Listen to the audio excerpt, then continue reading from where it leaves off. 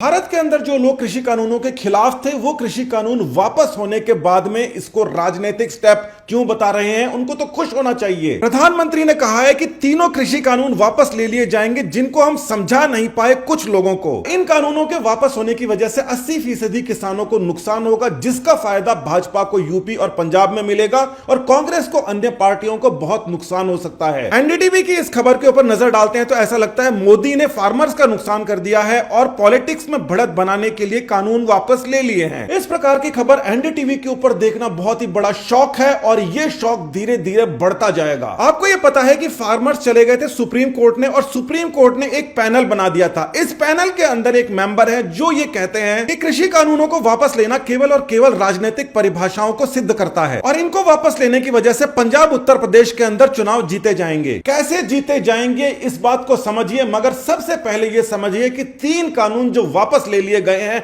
उससे नुकसान क्या हुआ है। पहला जो कानून था उसको कहते हैं farmers produce trade and commerce act. यह कानून कहता था कि कोई भी इस किसान के खेत पर आकर इसके फसल सब्जी खरीद के ले जा सकता है, इसको मंडी तक जाने की जरूरत नहीं है। मंडी तक जाने का किराया बचता था और किसान के खेत पर कई सारे लोग आकर खड़े हो जाते थे फसल खरीदने के लिए ज्यादा पैसे देकर। दूसरा लॉ था agreement of price assurance farm services act. यह एक्ट भी 80% किसानों के लिए एक वरदान कानून था, मगर इसको विपक्षी पार्टियों के ऊपर अब ठीकरा फोड़ा जाएगा कि उसने इसको हटवा दिया। यह कानून कहता था कि जो किसान हमेशा एक ही सप्लायर को सब्जी देते हैं वो एक कॉन्ट्रैक्ट बना लें कि अगर सूखा पड़ेगा तो भी वो किसान को कम से कम उतना पैसा देंगे कॉन्ट्रैक्ट फार्मिंग के अंदर। सूखे और बाढ़ की स्थिति के अंदर 80% किसानों के लिए यह कानून बहुत ही महत्वपूर्ण था, मगर अब उनको कोई कंपनसेशन नहीं मिल पाएगा क्योंकि वो कॉन्ट्रैक्ट ही नहीं कर सकते। ज्यादातर किसान हर साल एक ही सप्लायर एक ही आड़ती को ज्यादातर अपनी फसल बेचते हैं। कानून कहता है कि आप कॉन्ट्रैक्ट कर लो, जिसकी वजह से सप्लायर या आड़तिया कॉन्ट्रैक्ट के बाद में आपके फायदे में ही नहीं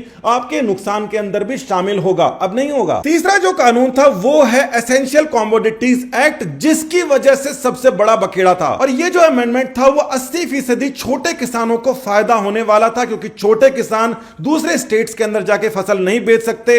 अब ये सारा का सारा मार्जिन दोबारा से बड़े किसान बड़े आड़तिये ही रखेंगे। इसका एक छोटा सा उदाहरण आप समझिए कि एक स्टेट के अंदर अगर फसल के दाम कम है और दूसरे स्टेट के अंदर फसल के दाम ज्यादा हैं तो क्या होगा। राजस्थान के अंदर कांग्रेस की सरकार है, बाजरे का रेट यहां पर 1000 जब बिक रहा था उस समय बीजेपी की सरकार हरियाणा में 2500 की एमएसपी दे रही थी। तो बहुत सारे राजस्थान के किसान सीधे ही बीजेपी शासित प्रदेश के अंदर जाकर अपना बाजरा बेच सकते थे। इससे किसानों को तो फायदा होता था, मगर बड़े सप्लायर्स को इससे नुकसान होने लग गया था, उनका मार्जिन कट होने लग गया था।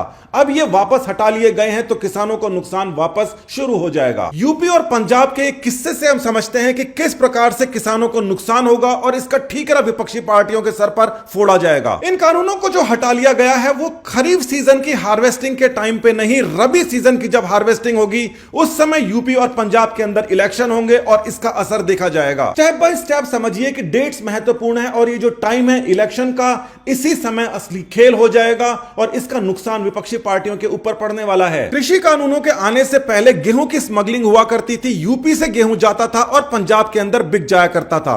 जो इसका मार्जिन था वो सारा का सारा ऊपर वाले लोग लिया करते थे और 80% जो किसान के पास में जाना चाहिए उसके पास में कुछ नहीं जाता था। अब कृषि कानून इसके बाद आ जाते हैं और ये जो 80% किसान है ये सीधा जाके उस स्टेट में अपनी फसल बेच सकता है जहां पर इसको ज्यादा पैसे मिलेंगे। इस पूरी प्रक्रिया में बड़ा ट्विस्ट वहां पर आ जाता है कि जिन किसानों को फायदा मिल रहा था इन कानूनों की वजह से और भविष्य के अंदर भी उनको फायदा मिलने वाला था, वो तो कुछ कह नहीं रहे थे और जिनको नुकसान हो रहा था वो जाकर पहुंच गए आंदोलन करने।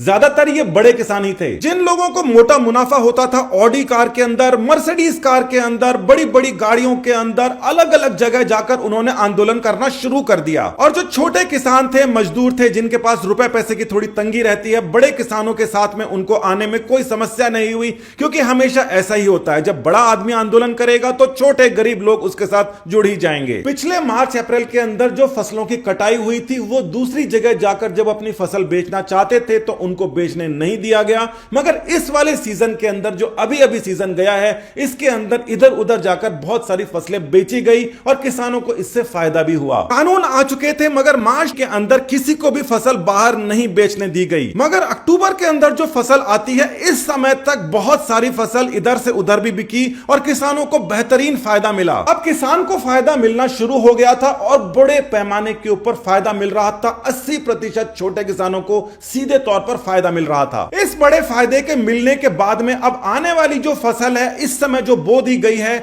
ये मार्च 2022 के अंदर निकल कर आएगी। उसके ही जस्ट आसपास में चुनाव है और जब फसल खड़ी होगी उस समय वोटिंग होगी और किसान को यह पता होगा कि आने वाली फसल को अब हम उतना फायदा नहीं ले पाएंगे जितना कि अक्टूबर में दिवाली के आसपास में हमने लिया है। और इसके चलते 80% किसान जो कि गेहूं के ऊपर डिपेंडेंट है, पंजाब के अंदर, उत्तर प्रदेश के अंदर ये प्रमुख क्रॉप है, इनका गुस्सा निकलेगा विपक्षी पार्टियों के ऊपर जो इस समय तक बढ़त बनाए हुए थी। इसीलिए अब कई सारे लोगों के सुर बदल चुके हैं और वो कह रहे हैं कि किसानों की जगह मोदी अब पॉलिटिक्स कर रहे हैं। तो इसके लिए जिम्मेदार कौन है? प्रधानमंत्री मोदी ने अपने भाषण में 2 कारण इसके लिए गिनवाए। पहला तो उन्होंने बताया कि सुप्रीम कोर्ट के अंदर भी पहुंच गए थे और सुप्रीम कोर्ट के अंदर पहुंचकर जो लोग जो कह रहे थे, उन्होंने जो स्टेटमेंट चेंज किया है वो आपने देख लिया।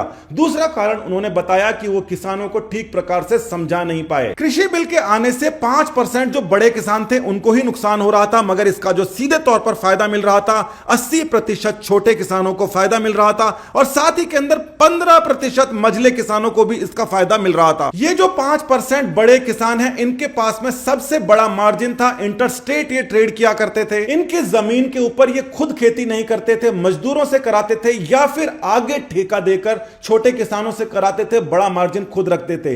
इनको नुकसान हुआ है। अब मामला यह हो गया है कि 95% किसान जो कभी आंदोलन करना ही नहीं चाहते थे क्योंकि उनको फायदा और नुकसान पता ही नहीं था, उनके सामने 5% ऐसे किसान थे जो आंदोलनरत थे, बुरी तरीके से कानूनों के खिलाफ थे। मतलब ये जिसको फायदा हुआ उसने कुछ बोला नहीं, ना इधर का बोला ना उधर का। जिसको नुकसान हुआ बड़े किसानों को, उन्होंने इसका विरोध किया और इस विरोध के चलते कानून वापस जा रहे हैं। मगर 95% जो किसान हैं उनको इसकी टीस रह जाएगी। अगली फसल जो उनके सामने खड़ी है उसको देख देख कर वो ये बात सोचेंगे। इस किसान को वापस मंडी में जाकर अपने आड़तीये को फसल बेचनी पड़ेगी, सब्जियां बेचनी पड़ेगी और इसका भाड़ा ये खुद वहन करेगा। ये किसान हर साल एक ही आड़तीये को अपनी फसल देता आया है, अब भी देता रहेगा, जो कि फायदे में उसका साझेदार रहेगा, मगर नुकसान के अंदर इसके साथ कोई नहीं आएगा। और ये जो बड़ा कट है ये 5% से हमेशा से जो दलाल लगे रहते थे उनके पास जाता रहेगा।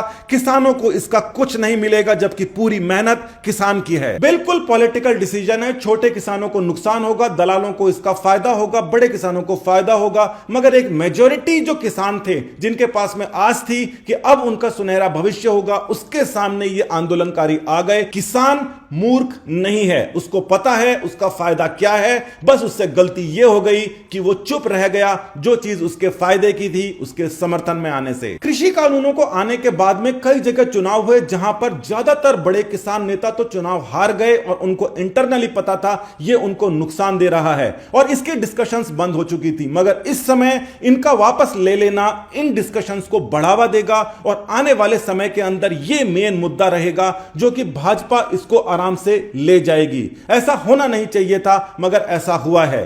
किसानों के लिए सरकारों को सोचना चाहिए और केवल उनको दंडित करने के लिए इस प्रकार से कानूनों को वापस नहीं लेना चाहिए। नमस्कार, धन्यवाद।